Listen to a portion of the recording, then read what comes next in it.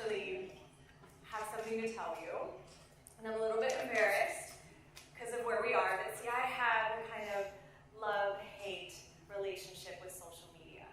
Sorry. And I just want to tell you why. First of all, I'm actually a high-functioning autistic person. And what that means is that when I walk into a room, I can actually take in everything like that. I can also hear all of your thoughts. I can feel all of your emotions. So when I walk into a room, I'm like,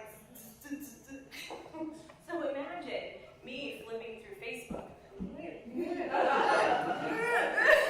Right? Because I can perceive what's beyond the photo, what's beyond the words. I can perceive all of that.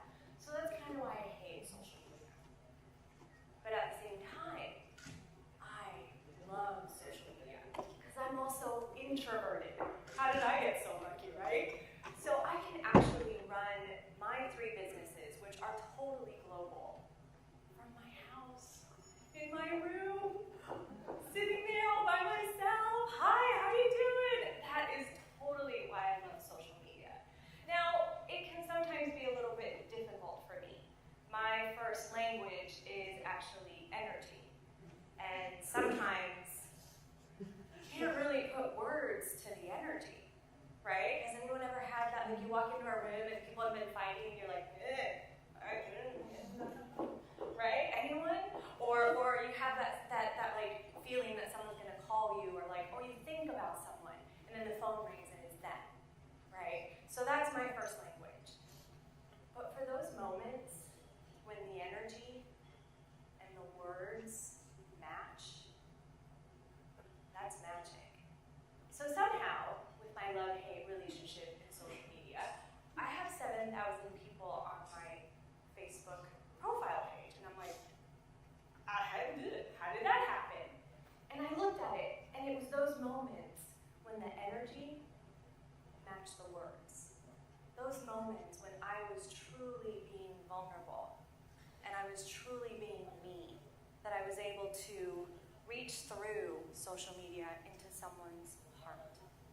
So for those of you who may be a little bit like me, I'm going to give you a couple of tools on how to deal with the insanity that can sometimes be social media. One of them is a question. Who does this belong to? So when you're this aware, you got to figure out where you are, right? And when you're this aware and you can pick up people's thoughts, you can get confused and think that it's you. Have you ever walked around and you're super happy and things are going good and you're like, yeah, and then all of a sudden you're like,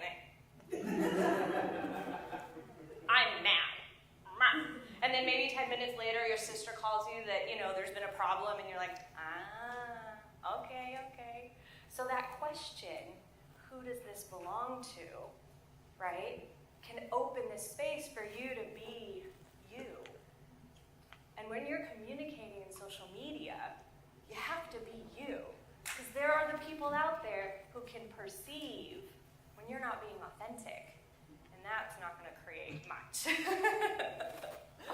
So my next tool, being you, and oh my gosh, I went over my 2 tools. See, I'm super fast. Anybody else super, super fast that you just blah, blah, blah, blah, and then you forget that you said what you said. So anyway, that's my story. I'm so, so incredibly grateful to be here. Thank you for having us. Thank you for the delicious meal. Thank you for being you. How does it get better, that we can connect the entire world into our own personal experiences? And what contribution can we be to continue changing